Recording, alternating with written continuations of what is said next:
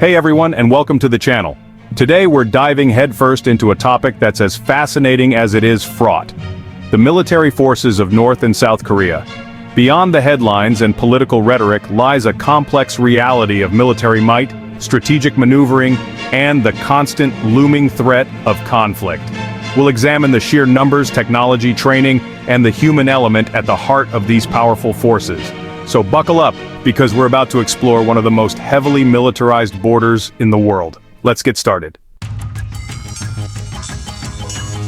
When we talk about military strength, it's tempting to start with the big, flashy hardware, but every general, every strategist, every soldier will tell you it all begins with manpower. South Korea, with a population twice the size of its northern neighbor, boasts an active military force of roughly 555,000 personnel. North Korea's active duty force is estimated to be a staggering 1.2 million, making it the largest in the world by sheer numbers. North Korea's military isn't just a fighting force, it's deeply integrated into the fabric of their society. Many of those 1.2 million soldiers also fulfill civilian roles, blurring the line between military service and everyday life. South Korea maintains a substantial reserve force of around 3 million, ready to be called upon in times of crisis.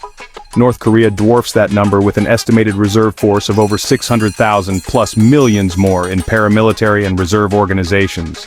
While the South might have a technological edge, the North compensates with sheer manpower. This human wave strategy has defined their military doctrine for decades. Alright, let's talk about the hardware, specifically the kind that rolls on the ground. South Korea fields a modern and well-equipped army with around 2,300 tanks, including K-1 and K-2 Black Panther tanks. South Korea boasts over 10,000 artillery pieces capable of delivering precision strikes. North Korea, despite being economically disadvantaged, has amassed a vast arsenal of ground weapons, though many are aging and of Soviet-era design. Their tank force, estimated at over 4,000 strong, is largely composed of T-55 and T-62 tanks. North Korea is the king of artillery, with an estimated 13,000 artillery pieces, many within range of Seoul. This massive artillery force represents a significant threat, capable of unleashing a devastating barrage in any conflict. The ground forces on both sides are a critical component of their military strategies. Moving on from the ground, let's take to the skies and analyze the air power dynamics on the Korean Peninsula. South Korea holds a clear qualitative edge with over 400 combat aircraft, including F-16S, F-15Ks, and the advanced KF-21 Boramae. These aircraft are supported by early warning and control aircraft, aerial refueling tankers, and a range of helicopters. North Korea's air force, while larger in numbers, is largely composed of aging Soviet-era aircraft. They have over 900 combat aircraft, but many are outdated MiG-17S, MiG-19S, and MiG-21S. The North does possess a significant number of MiG-29S and Su-25S, but their ability to maintain and operate these aircraft effectively is questionable. While South Korea dominates in terms of technology and training, the North's Air Force remains a wild card. Now let's turn our attention to the seas surrounding the Korean Peninsula. South Korea boasts a modern and capable navy, including Aegis-equipped destroyers, frigates, corvettes, and patrol boats. They also operate a fleet of advanced submarines, including Type 214 diesel-electric submarines. North Korea's navy, while larger in numbers, is technologically inferior. They operate a vast fleet of small, fast attack craft, such as patrol boats and missile boats. North Korea also has a substantial submarine force, including over 70 Romeo-class submarines. Their strength lies in asymmetric warfare, using their large number of small, agile craft to harass and potentially overwhelm their opponents. Alright, let's address the elephant in the room: strategic weapons. North Korea has pursued a policy of military self-reliance, developing its own arsenal of ballistic missiles and nuclear weapons. They possess a small but growing number of nuclear warheads, and have conducted multiple tests of ballistic missiles. This nuclear capability is a deterrent that North Korea uses to project power and ensure its own survival. South Korea does not possess nuclear weapons, but has a sophisticated ballistic missile program.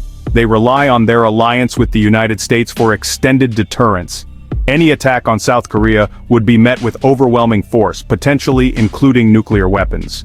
This delicate balance of power is at the heart of the security dilemma on the Korean Peninsula. The nuclear shadow looms large over any discussion of the region's military dynamics. Building and maintaining a modern military is not cheap. South Korea allocated approximately $42 billion to its military in 2023. This represents about 2.5% of their GDP, used to maintain and modernize their armed forces. North Korea, on the other hand, is estimated to spend a staggering 25% of their GDP on their military. This is a massive portion of their already strained economy. The disparity in spending is reflected in the technological gap between the two militaries. South Korea fields more advanced weapon systems, better training, and a more sophisticated command and control structure. North Korea compensates for its economic limitations with sheer manpower and a vast arsenal of conventional weapons. Their continued investment in asymmetric capabilities, including their nuclear program, remains a significant factor.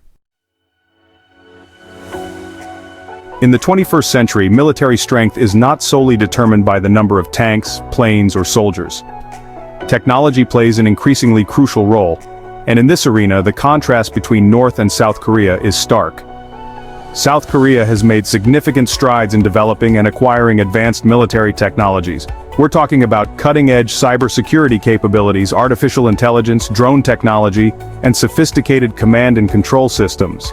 North Korea faces significant challenges in the realm of military technology due to international sanctions and insular policies. While they have made some advancements, their military largely relies on outdated equipment and limited infrastructure. This technological disparity highlights the South's qualitative edge over the North's quantitative approach. No nation exists in a vacuum, and the Korean Peninsula is no exception. South Korea benefits from a strong alliance with the United States, with around 28,500 troops stationed there. This alliance provides South Korea with access to advanced military technology, intelligence sharing, and the assurance of U.S. military support. North Korea has historically pursued a policy of self-reliance, but maintains close ties with China. China views North Korea as a strategic buffer state and a key factor in maintaining stability in the region. These alliances and partnerships add another layer of complexity to the military balance on the Korean Peninsula. The geopolitical dimensions of the conflict and the potential for external actors to influence events are significant. Now let's talk about a factor that often gets overlooked in military analysis geography. The terrain of a battlefield can be just as important as the weapons used upon it. South Korea faces a significant challenge in defending against a potential invasion from the north due to its mountainous terrain and limited coastal plains. The DMZ, a heavily fortified buffer zone, is backed by rugged mountains and dense forests. North Korea benefits from a more favorable defensive position with mountainous terrain and a long coastline. Understanding the geography of the Korean Peninsula is crucial for comprehending the military strategies and potential scenarios for conflict in the region. In the high-stakes game of military power, self-reliance is a valuable asset. South Korea has made significant strides in developing its own domestic military production capabilities. They have a thriving defense industry that produces everything from tanks and fighter jets to warships and missiles.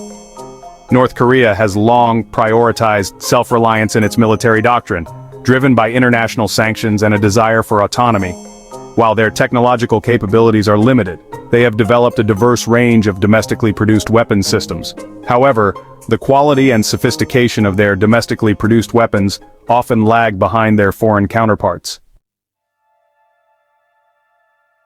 So, there you have it, a glimpse into the complex and often unsettling world of the Korean military standoff.